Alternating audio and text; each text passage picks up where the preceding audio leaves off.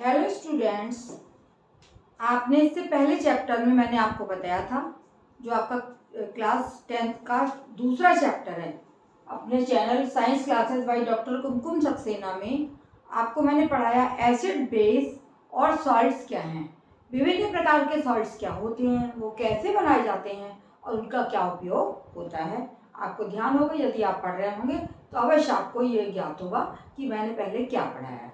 आज हम चलते हैं आपके 10th क्लास के तीसरे चैप्टर पर, जिसका नाम है धातु एवं अधातु, मेटल एंड नॉन मेटल। आपके चारों तरफ जितने भी तत्व पाए जाते हैं आपको शायद ज्ञात नहीं होगा, 118 तत्व पाए जाते हैं। उनको हम क्या में डिवाइड करते हैं, धातु में और अधातु में। आपका ये भी क्वेश्चन आ सकता है, धातु क्या है, धातु की परिभाषा बताइए। अधातु क्या है, अधातु के बारे में बताइए, अधातु की परिभाषा बताइए। तो इन चीज़ों को एक्सप्लेन करने के लिए सबसे अच्छी बात है कि हम पहले इस अंतर को समझें कि धातु क्या है और अधातु क्या है। उसके आधार पर आप कुछ भी वर्णन आगे कर पाएंगे। आपका देख रहे हैं आप, जैसे लिखा है मैंने, धातुओं के भौतिक गुण।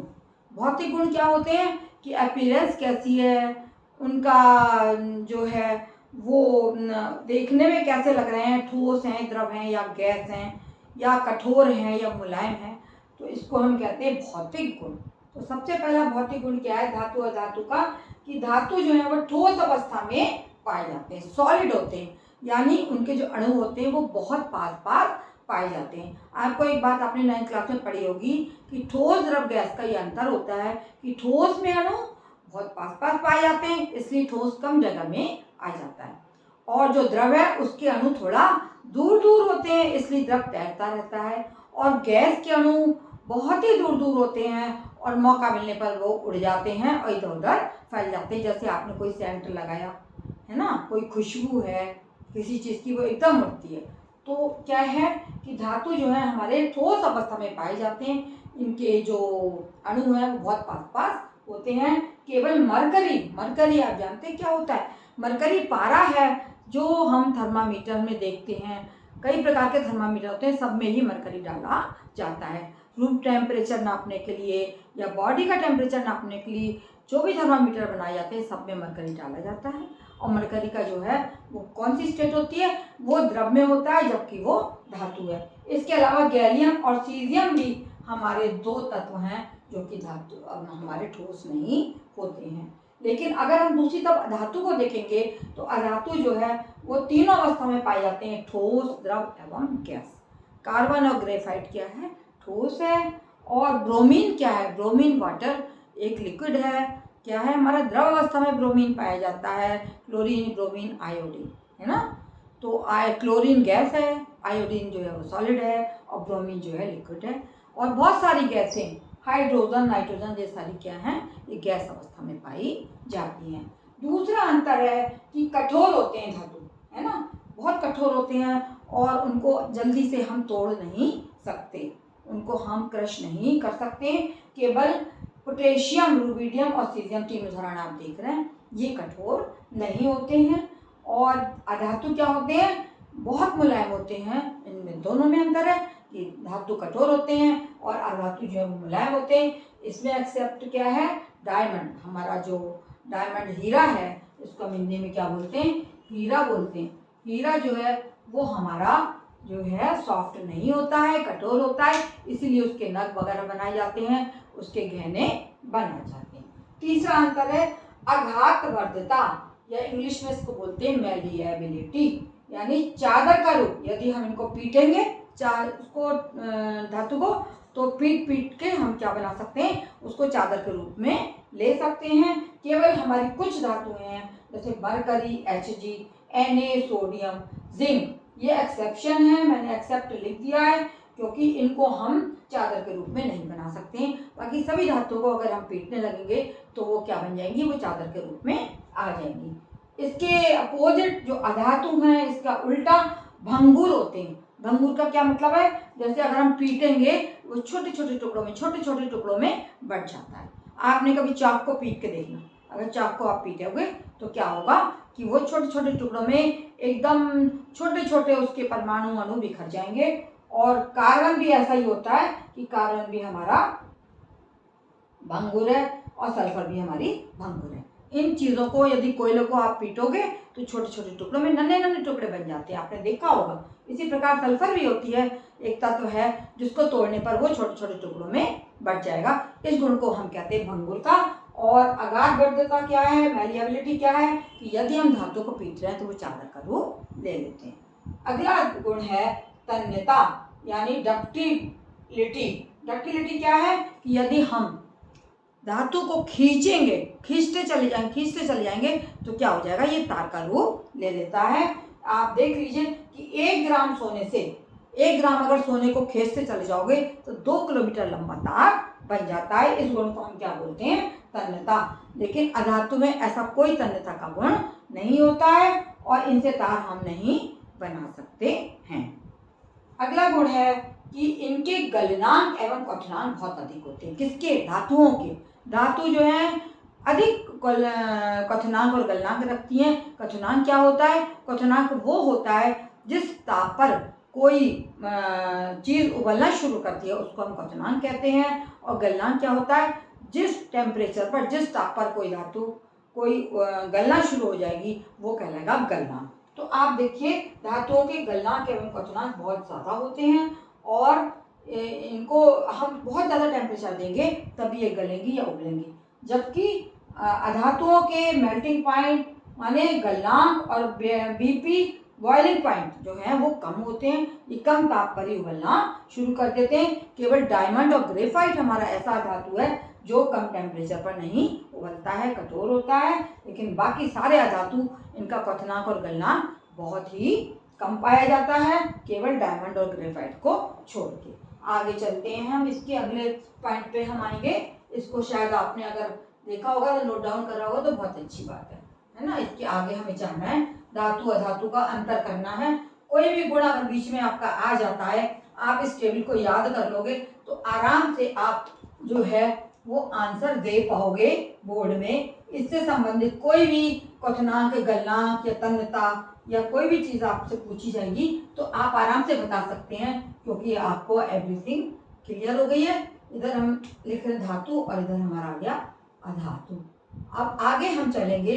आगे अगला गुण क्या है कि धातुओं का जो है घनत्व अधिक होता है। घनत्व का मतलब घनत्व अधिक होता है धातुओं का। ये पॉइंट हमारा आ जाएगा छठा, घनत्व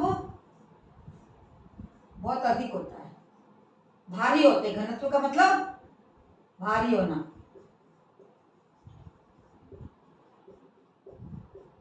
और अधातुओं का घनत्व कम पाया जाता है, घनत्व कम पाया जाता है। यानी एक अणु का जो वेट है वो इसका बहुत अधिक होगा, इसका कम होगा, कम पाया जाता है। लेकिन इसमें भी हर चीज में हमारे पास एक्सेप्शन जरूर मौजूद होते हैं।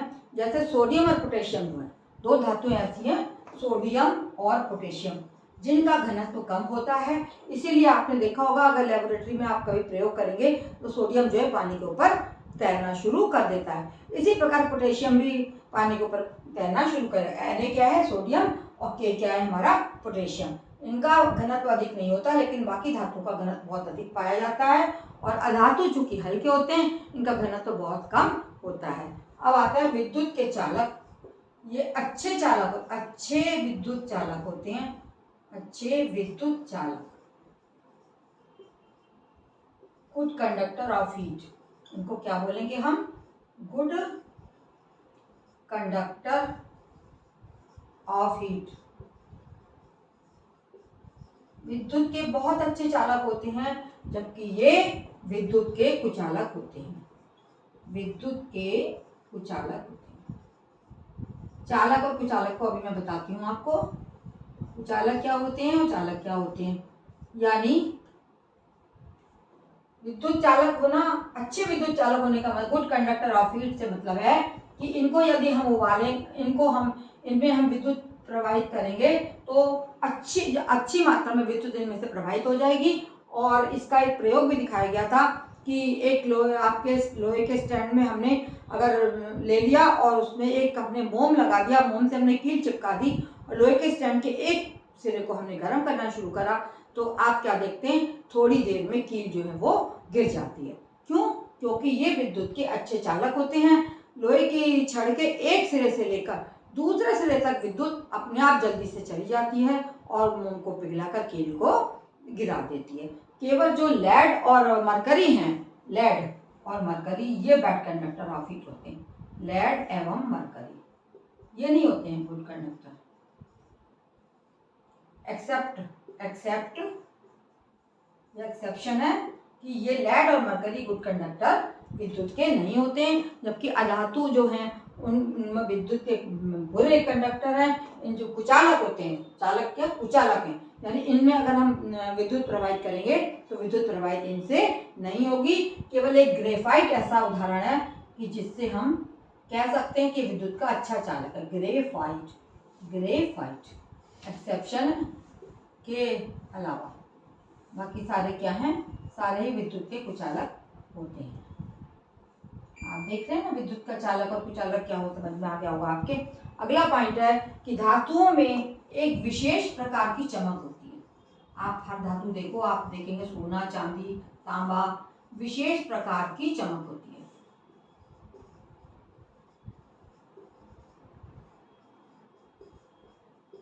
जबकि अधातुओं में ऐसी कोई चमक नहीं होती।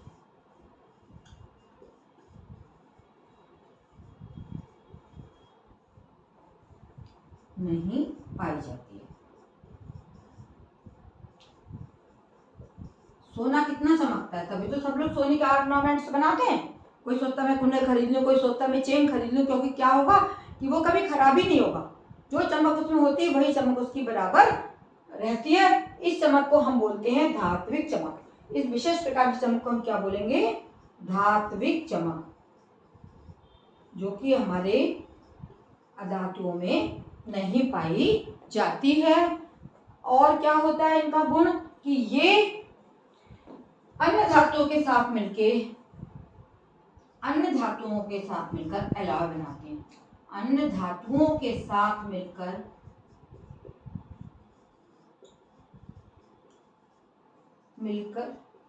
एलॉय बनाते हैं।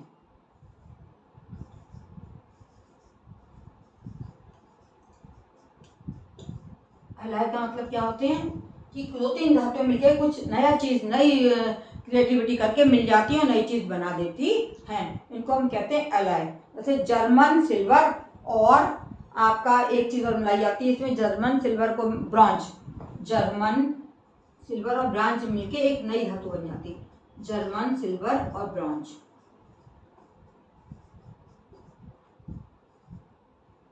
एक नई धातु का निर्माण कर देते हैं, नए पदार्थ का निर्माण, धातु नहीं सॉरी, नए पदार्थ का निर्माण कर देते हैं। जर्मन सिल्वर, इसको बोलते हैं हम एलॉय। लेकिन अधातु क्या होता है, इसमें ऐसा कोई गुण नहीं होता है, ये एलॉय नहीं बनाते। ये अन्य धातु के साथ कोई एलॉय नहीं बनाते, ये कोई एलॉय नहीं बनाते।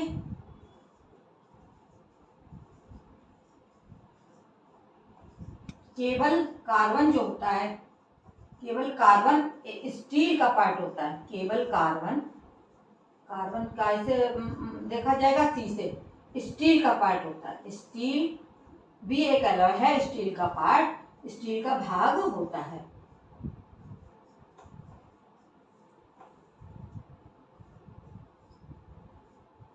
इस प्रकार आपने इतने अंतर समझ लिए, थोड़े से और रखे हैं, मैं बताती हूँ आपको कि इनका घनत्व बहुत अधिक होता है। सोडियम पोटेशियम जो है इनका घनत्व कम होता है। ये क्या है, एक्सेप्शन।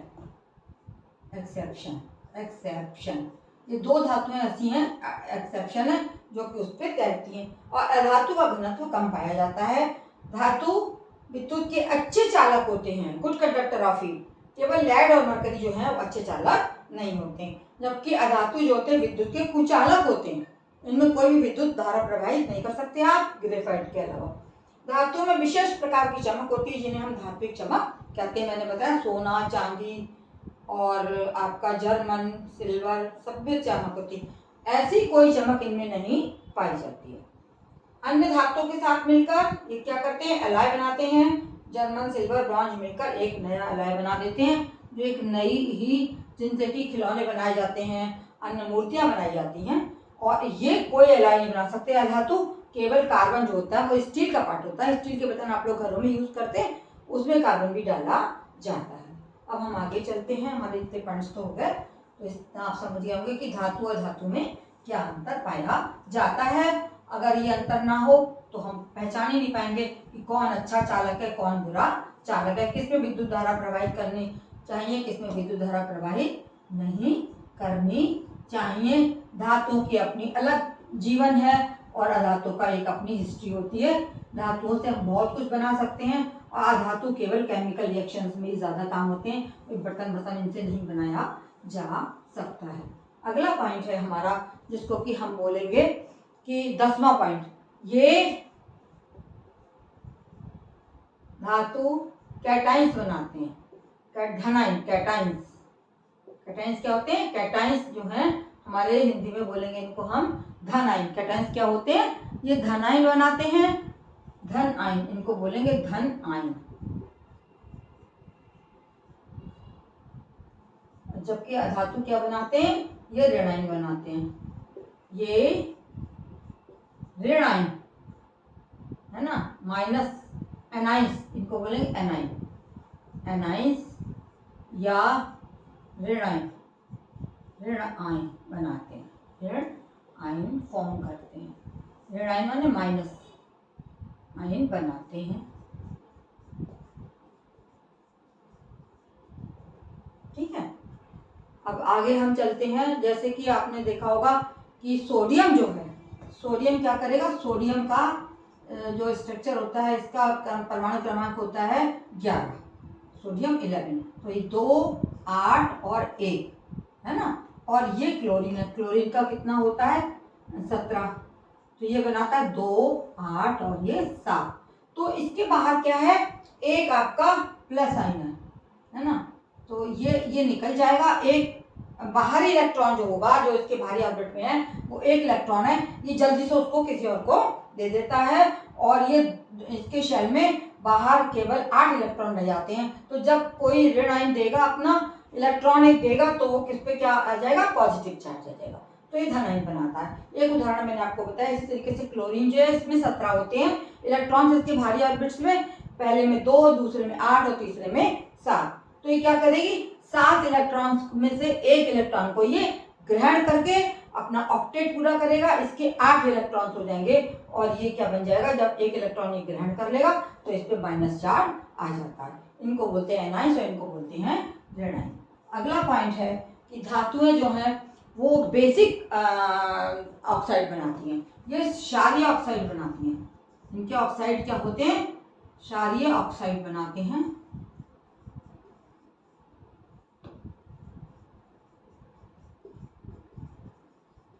बेसिक ऑक्साइड, बेसिक होते हैं इनके नेचर में।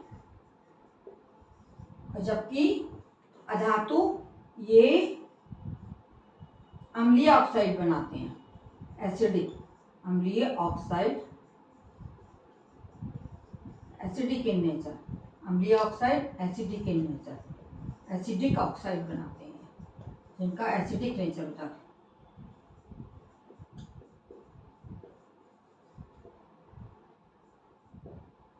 समझ में आ गया आपको कि ये क्षारीय ऑक्साइड बनाते हैं जबकि ये अम्लीय ऑक्साइड बनाते हैं।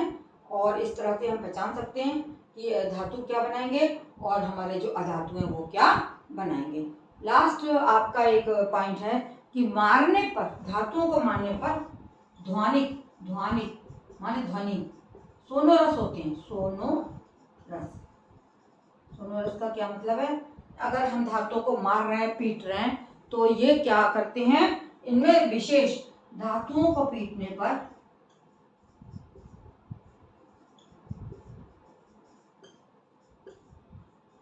एक विशेष प्रकार की, एक विशेष ध्वनि उत्पन्न होती है।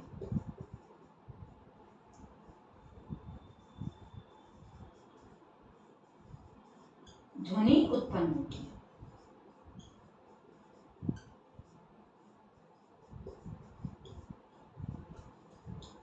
अधातुओं को पीटने पर, अधातुओं को पीटने पर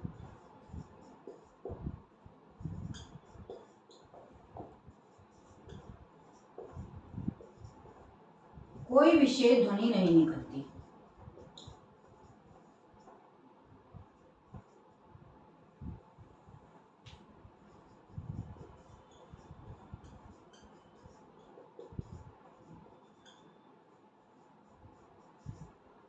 कोई विशेष ध्वनि नहीं निकलती है।